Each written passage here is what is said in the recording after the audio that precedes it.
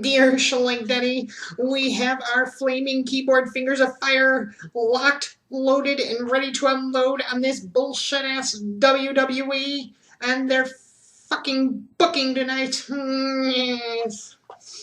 Prepare for some fake sounding laughter in 3, 2, 1.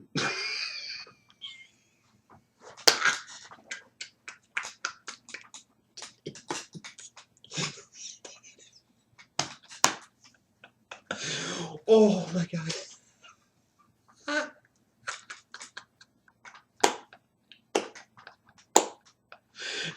Allow me to compose myself for just a second. I tried to warn you. I tried to tell you. For all of you that are upset about the way that this pay-per-view ended tonight, remember, I tried to prepare you. I tried to tell you. I tried to warn you.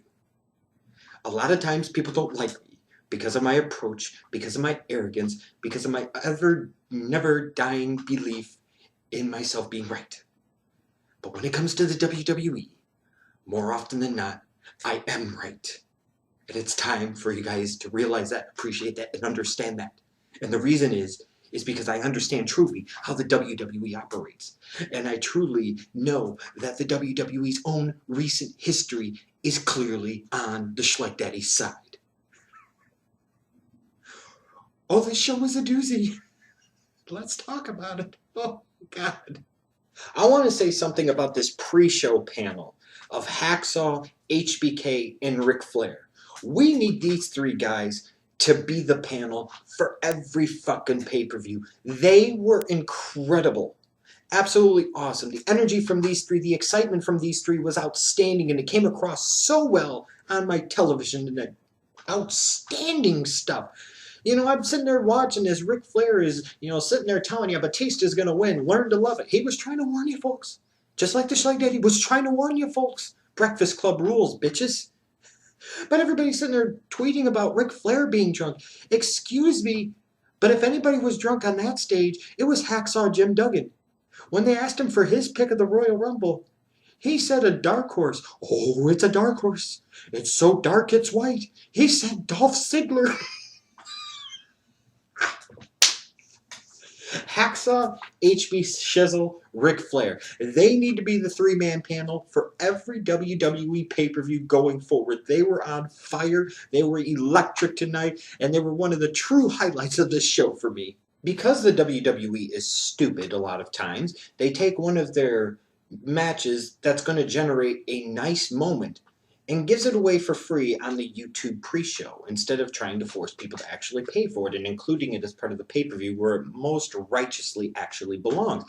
Back in the days when you had Sunday Night Heat, you would maybe put a jobber match or two on there, or you would do something pertaining to the pay-per-view such as a Rumble qualifying match, or the winner gets number 30, the loser gets number 1, stuff like that. You didn't give away a fucking tag team title match before one of your big 4 pay-per-views, especially involving people like the Rhodes Brothers and the New Age Outlaws. The funny thing is, I will give WWE credit for this, and maybe this is the whole reason. This actually got me, for once, for the first time ever, I believe, to actually watch the YouTube pre-show, because I wanted to see if I was going to be right. I wanted to see if they were going to do what I think they were going to do, which was to begin the breakup of Cody Rhodes and Goldust, and to give the belts to the New Age Outlaws. To those of you on Twitter that were sitting there and saying this was stupid and this was dumb booking, yes, having the match on the pre-show was stupid and that was dumb booking. Especially when you look at the fact that the pay-per-view ended like more than 15 minutes before it needed to. You could have easily fit this match on the card, chopped a few minutes off of, I don't know, a certain WWE World Heavyweight Championship match. There's no reason, no excuse at all for the WWE to not put this match on the actual pay-per-view card itself. But for you to sit there and say, oh, Cody Rhodes and Goldust not winning was stupid, having the New Age Outlaws, oh, they wrestling with their t-shirts on. Hey, if Sting can do it and get world title shots in TNA, why can't Billy Gunn and the Road Dogg sit there with their hairlines receding, but their ability to entertain still not? Why can't they get one more run, one last shot with the tag titles. This is all setting up to something maybe at a WrestleMania where maybe they have a WrestleMania moment, one last WrestleMania match, and they drop the straps to somebody like the Usos. That's a good thing. Understand this. They're trying to get you ready for Cody Rhodes versus Goldust at WrestleMania, a match we've probably been waiting for and expecting for a couple of years, especially when you look at how Goldust is now and how on fire he has been as a performer. Why would you not want to see that fucking match? It has so many great storytelling elements in it, just from being brothers. Now they're tag team champions. Now you sit there, and especially with what happened later on in the night in the Rumble, ta-da! That's why you have the New Age Outlaws win the belts here. I'm still pissed this wasn't on the regular show. One thing I talked about before in my Royal Rumble review series, and that link is in the description box down below for those of you that haven't had a chance to check it out before. I talk about the fact with the Royal Rumble only having 4 or 5, maybe some years 6 matches on the card. It allows more time for the matches that you do have, and it generally leads to better opening matches or curtain jerkers. And Daniel Bryan versus Bray Wyatt, was an outstanding opening match. Almost too good for the opening match, making it hard for a lot of other things to follow afterwards. Man, this match was really good. And part of the reason this match to me was so good was because both Daniel Bryan and Bray Wyatt wrestled how Daniel Bryan and Bray Wyatt should as characters. And you had good storytelling in this match of Bray Wyatt trying to go after Daniel Bryan's head repeatedly throughout the match, doing all types of stuff to try and knock him senseless, knowing he had the concussion. This is really good stuff here. And this match was really good stuff here. And this, to me, is how you build a star in a Bray Wyatt, a character and a gimmick that is getting over big time, is you give him a signature victory at a Big 4 pay-per-view, which is what you did here, especially knowing that you're preparing him for his next feud against Cena, where you have the chance to go even more that direction, having him possibly even beat Cena at WrestleMania 30. I'll laugh if they had Daniel Bryan do the job here at Royal Rumble, though, and they just go on and have Wyatt job to Cena at WrestleMania, even with the other 2 Wyatt family members interfering. To me, when you look at Bray Wyatt right now, you should be looking at him and doing everything you can as a WWE to get him prepared in 2014 to wrestle The Undertaker next year at WrestleMania 31. That should be your goal. You should be looking at him as a future Undertaker opponent at WrestleMania, and it should be next year.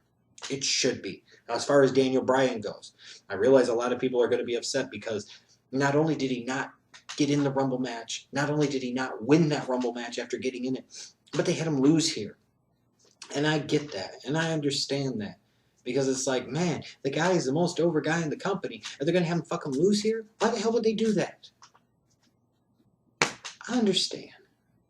But understand this too, is that the WWE, whenever they get a chance, if you don't buy into their thinking and their way of thought and their train of logic, they're going to fuck with you. They're going to needle you. And they're going to just dump a little bit of dirt with the shovel on a certain individual to remind you who's really running the show here. And that's pretty much what they did with this match. Awesome match, though. I think this match ended up transcending who really won or lost, frankly, because Daniel Bryan looked really good here. Bray Wyatt looked outstanding here.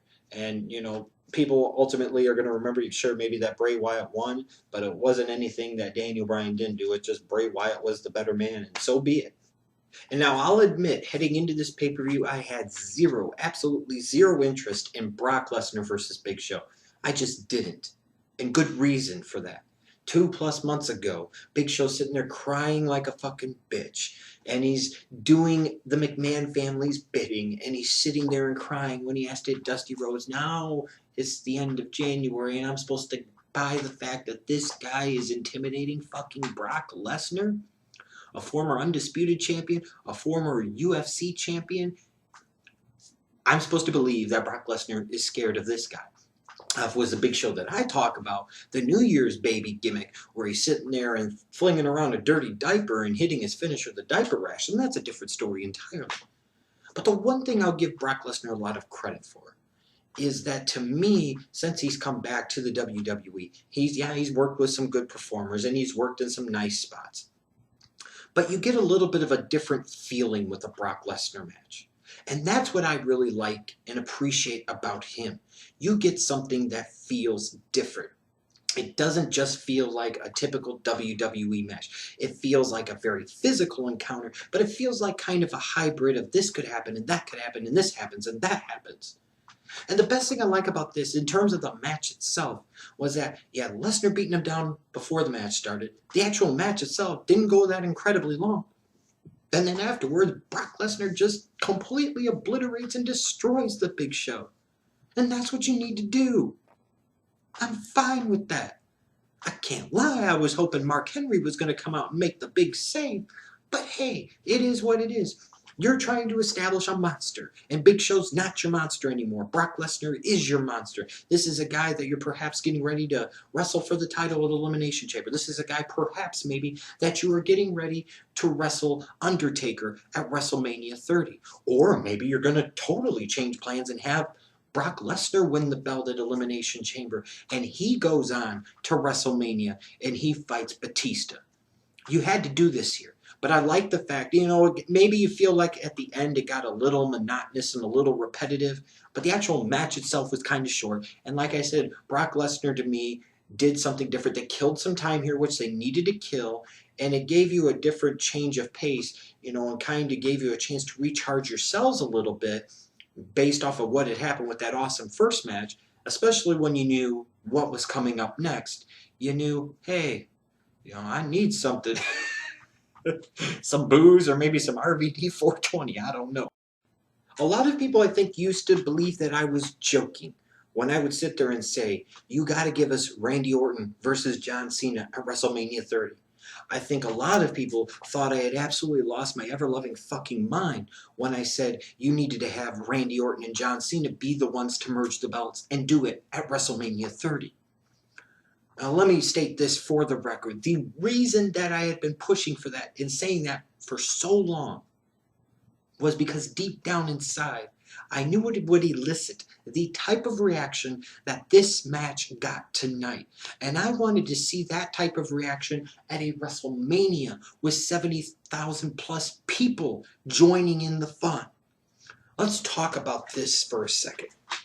The reason people don't give a fuck about this WWE is because they have seen it so many damn times. They resent the fact that Cena and Orton have always been treated like the golden child, or children in this case, regardless of anything else, regardless of whoever might be as over, if not more over, see a CM Punk or see a Daniel Bryan. It always comes back to John Cena, Randall Keith Orton. It's that territorial type of philosophy of playing it safe, going with the guys that you know aren't going to go anywhere and you know what you got in them, so why rock the boat and why change anything? That's what it is. Breakfast Club rules, bitches. It's about high time that each and every one of you that has ever doubted that, and ever doubted me when I said that, gets that through your skull.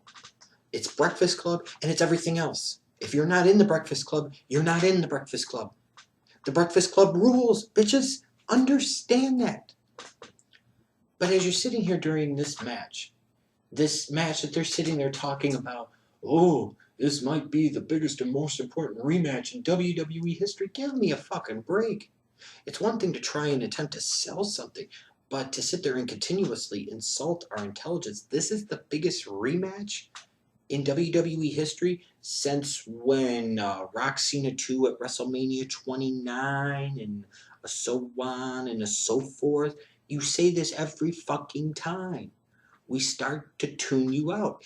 It's the WWE who cries wolf every freaking time. And as the crowd is clearly not happy with what they're seeing and clearly does not want to give a shit about this, you've got the stupid freaking commentators of Cole, JBL, and Jerry Lawler continuing still to try and do that Fox News bullshit of trying to spin that pro-Cena WWE propaganda in our faces and down our fucking throats and up our asses. So you're saying, well, you gotta love it. No matter what, it gets a reaction. No! When your hero is roundly getting booed by your entire audience, and it's not just a select few, it's pretty much your entire audience, you've got a problem. That's not good. It basically was a heel versus a fucking heel match. And to me, you could see where Orton was a little more genuine of a character, and he's a little bit more of a genuine performer because he kind of, yeah, you could tell he was mad, but he was enjoying it too, and he was basking in the glow. And when the crowd is chanting things like Macho Man and Daniel Bryan and we want refunds, and he sits there and strikes that magnificent pose, you're like, you know what? This guy gets it. He understands it. Of course, they're not going to take his spot from him. He's going to make sure he gets his big Rumble payout, brother. But then you've got John Cena. It's just so phony fucking baloney. He's sitting there and acting like the crowd doesn't really bother him. It should fucking bother him. They're supposed to be getting behind you. You're wrestling for the only world title in the company, and the crowd is chanting for everybody except fucking you. That's not good. I don't care how the WWE spins this shit. It's not good. I just wish we would have had this at WrestleMania 30 so we could have had 70,000 people down in the Superdome in New Orleans chanting this shit. And the funny thing is that in the grand scheme of things, this may or may not have been a bad match. But I was so caught up in enjoying the crowd and enjoying what people were saying on Twitter, I was tweeting about what rematches I would rather see. The first one I threw out there was Ultimate Warrior versus Triple H from WrestleMania 12. I mean, I was thinking about everything other than this fucking match. The only thing that really stood out to me until we got to the end was that Randy Orton seems to apply the STF better than John Cena does. The only idiot I've ever seen that applies the STF by applying forward pressure, not pulling back, is John fucking Cena. How is this your damn finishing move, and you dumb son of a bitch, you still can't apply it right? How about taking some pride in your craft? How about learning how to apply your actual money-making finishing maneuver properly? Imagine that. Seemed to be too much to ask, apparently. But Randy Orton wins, but it was a surprise in the way he won, because I had a feeling they were going to go maybe with Cena versus Bray Wyatt here, but I thought they were going to wait till after the Rumble, but they didn't. And it was funny, the crowd was just meandering along, and all of a sudden Bray Wyatt's music hits, and they're like, oh, fucking thank God, thank you, Jesus, Cena's going to lose, and we get to see you, anything to get us away from this crap. That's the best way to sum up this feud between Cena and Orton. It's a lot of dumb, repetitive shit. A lot of shit we've seen I don't know how many umpteen dozen times. We do not want to see these guys ever fucking touch, ever fucking wrestle each other again. And the crowd cares about everything else except what's going on in the ring. I'm going to extend this olive branch to you. This chance for you to make things right. In the comment section down below, I am awarding you the opportunity right now to issue your most heartfelt and sincere apologies to me, the Schleg Daddy. You could say something like, Dear Schleg Daddy, I realize I don't like you, and I realize that I don't like a lot of the things you say, but God damn it, more often than not, you are right, and I should learn to listen to you more. And when you try to tell me something, I should believe it and take it to heart. So go ahead, type that stuff down while I talk. Nothing wrong with it. For all of you that sat there and said, you gotta believe Schleg Daddy. Ugh. You can't tell me that they won't have Daniel Bryan in the Royal Rumble. Ugh. There's no way that they'd have Batista win the Royal Rumble. Ugh. This is all a big work, Schleg Daddy. Ugh. Daniel Bryan's gonna enter number 30 and win the Royal Rumble. Ugh. There's no way they'd have Daniel Bryan both lose his pay-per-view match and at the same time not even enter the Royal Rumble when he's the most over guy in their company. Ugh. Yeah. Oopsie daisies. I'm sorry. I even tried to tell you that I hope you were right. And I was hoping that I was wrong. And I truly mean that. From idiots sitting there and telling you, oh, Kane and Daniel Bryan have been in cahoots this entire time. That's why Bray Wyatt got in the cage. No, you're thinking about it much more in depth than the WWE is.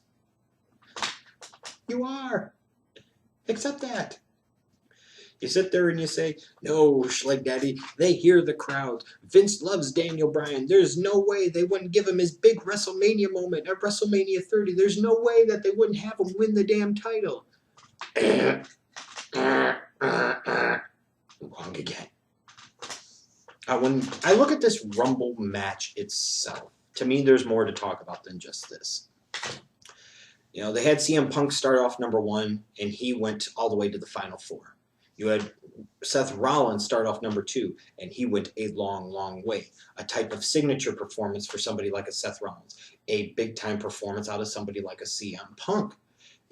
This was a Rumble here that was a little surprising to me in the sense that you didn't have a ton of big, splashy surprise returns. You focused primarily on the roster that you had, and I kind of appreciated that this time. Yeah, I would have liked to have seen a Jake the Snake Roberts, or I would have liked to have seen an Ultimate Warrior make an appearance, but I'm not going to begrudge the WWE for not doing it here. Now, to me, I've always felt that the best way to make stars is to give them signature victories at Big Four pay-per-views and or big signature moments at Big Four pay-per-views. You look at Kofi Kingston again. He provided you those typical Kofi Kingston, oh shit, Royal Rumble moments. The thing where Rusev catches him and throws him on the barricade. Why we wouldn't eliminate him, I don't know. So apparently Rusev is an idiot. And then Kofi runs and jumps in, gets on the apron, and then later on saving himself with his feet from elimination.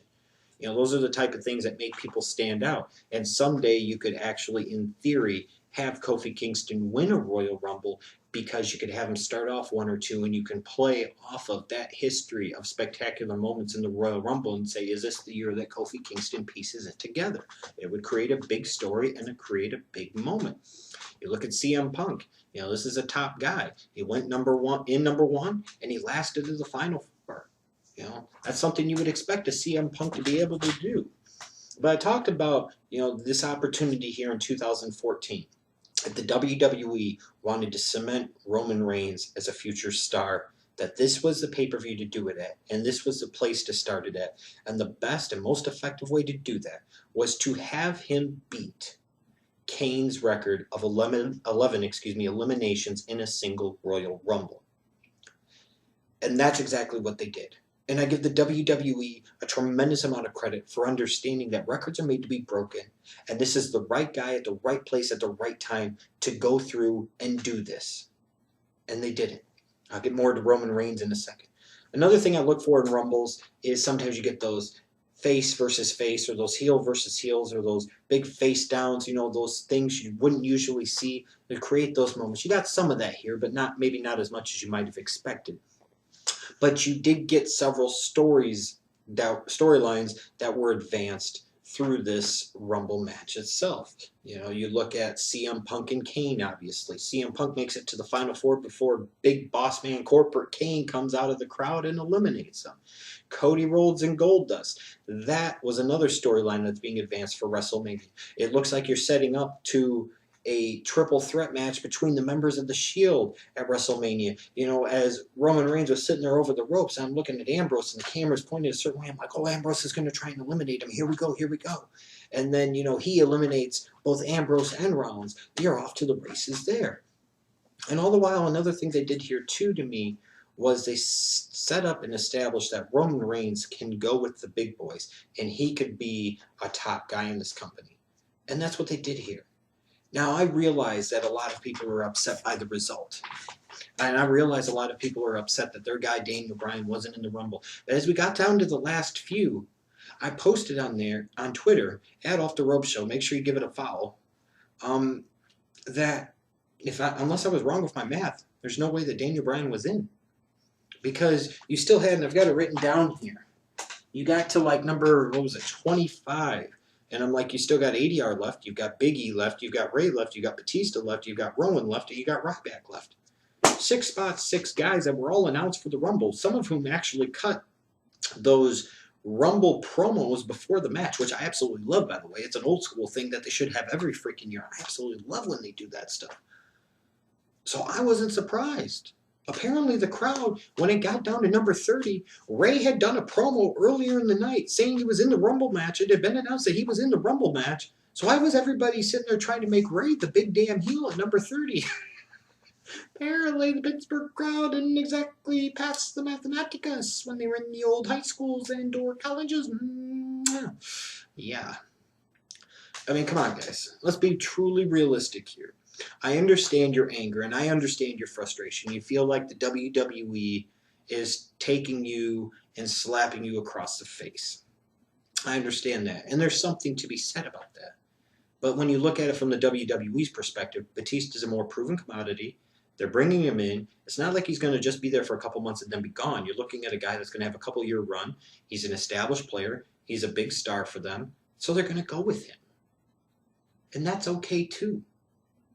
I don't see why that's such a bad thing. It's kind of like that spoiled brat syndrome of the wrestling fans. If they don't get exactly what they want, they're going to piss and moan and bitch about it. And I'm guilty about doing it, too. But when you look at Daniel Bryan, I mean, yeah, it's frustrating. And it sucks. But then I see some of the reactions on Twitter immediately after the pay-per-view. Mick Foley saying it's like the WWE intentionally wants to try and piss off their fans, and he's never been more disgusted by a pay-per-view. Excuse me, Mick, but didn't you not show up to Raw the night after the Montreal Screwjob because you were so pissed? I would think that pay-per-view must have pissed you off a little bit more than this one did. Wouldn't you be a little more bothered maybe by Over the Edge 99 when Owen Hart died and the show went on? I mean, let's be realistic here. And then other people are talking about it's a hell of a way to get people to plunk down $9.99 a month for your pay-per-view or your WWE network is sitting there and not giving them what they want.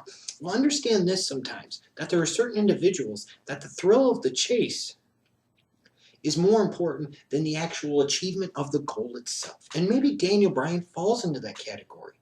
And when you look at certain guys, they could beat top guys without having the damn belt. Look, I am all understanding that you wanted Daniel Bryan as part of this storyline that he had for several months with the Authority to go on to WrestleMania and win the belt. And you thought that's what's going to happen. Well, shame on you. You should know the history of the piss-poor storytelling of the WWE over the past several years is clearly indicating that's exactly not what you're going to fucking get. And I try to tell you this time after time after time after time. It's a cynical perspective, yes. But when in doubt, assume the worst with the WWE. Why would they follow up on that? What would make you think that they would follow up on that? What in their recent history would suggest to you that they would get that right? Now, to me, I could still sit there and think of this in a positive situation, and I would say, well, screw all the bullshit. You want to go over the head of the Authority, and you want to cement Daniel Bryan as a real deal, legit top guy in your company. When Taker comes back, you have Taker come back and specifically call out Daniel Bryan by saying that he's the best in the company, and he wants to face him and see if he still got it at WrestleMania. He deems him to be the biggest threat and the most qualified challenger to beat the Streak. And then they have the fucking match at WrestleMania 30. And yeah, Taker wins. But then afterwards, Taker helps up Daniel Bryan. He shakes his hand. He raises his hand in triumph and then gets a crowd going. 70,000 people in the Superdome chanting, yes, yes, yes, yes. If that was the case, would there be anything to be pissed off about tonight? Why turn on Batista? I know I found it funny that Roman Reigns lasted until the final two, and you really cemented Roman Reigns' future babyface turn by having him be the anti-Batista. Basically, anybody other than Batista in that final two spot was going to get cheered unanimously, and Roman Reigns did. And what a great moment, and what a great time for Roman Reigns to sit there and eliminate 12 people and make it to the final two. I mean, he went over half an hour in this Rumble. You know, starting off at number 15, that's a big freaking deal to me. But Batista wins. Accept it.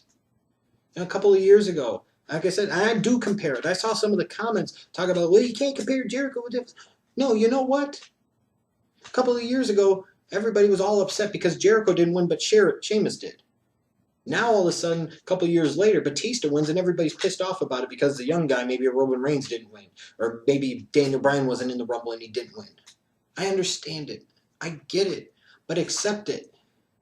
You're living in the WWE's world, not your world. Please accept the fact of what I'm trying to tell you, once and for all, is that the Breakfast Club always gets their way. Now, I understand recent reports have suggested that Daniel Bryan might be facing Sheamus at WrestleMania 30. You know what? I don't even know what to say. Ooh, that's going to create some type of real WrestleMania moment. At some point in time, though, the WWE has a real situation, a real monster to deal with on their hands. Because you cannot continuously go out there week after week, show after show, and have people chanting for Daniel Bryan in every match. You can't consistently have them talking about everything other than the match that's going on unless it's Daniel Bryan, and then they're totally focused on that. At some point in time, you will have to put Daniel Bryan at the top, at least for a period of time, if for no other reason to shut the people up. Or you are going to have to totally, dramatically change his character and flip him heel just because you want to establish yourself as being right, regardless of whether or not what you're doing is right. As far as this Rumble itself, I think a lot of people, predictably, understandably to a degree, are going to entirely shit on this event and this pay-per-view just because their guy, Daniel Bryan, didn't enter number 30 and win the Royal Rumble. Which I think is sad, which I think is a shame. Because I did enjoy this Rumble pay-per-view quite a bit. I really did. I did. The match between Daniel Bryan and Bray Wyatt was outstanding. It'll probably stand the test of time through the rest of the year and be a top 10 match in the WWE at the end of the year. You know, to see the crowd reaction of Cena and Orton, to see what a train wreck that fucking was outstanding. But now you've got Bray Wyatt positioned to be in another huge, even bigger spot at WrestleMania facing John Cena. That's a headline match right there. You got Brock Lesnar wiping out the Big Show. I'm down with that. And then you've got Batista winning the damn Royal Rumble while CM Punk and Kane is off, which is going to set up eventually to CM Punk and Triple H. You've got freaking Cody Rhodes and Goldust. That looks like that's going to be a Mania match now. You might have a triple threat match with The Shield at WrestleMania 30. And all the while, tonight you cemented Roman Reigns' place as a future top guy in your company. There are so many positives that I could draw out of this pay-per-view that I refuse to only focus on that one big negative that it seems like everybody else is going to focus on. So go ahead, shit on my review, shit on me for not totally shitting on the company here. But once again, remember this. I was right. And when you know you're right, and when you prepare yourself for what's going to happen, it makes it a lot easier to accept it when it actually does.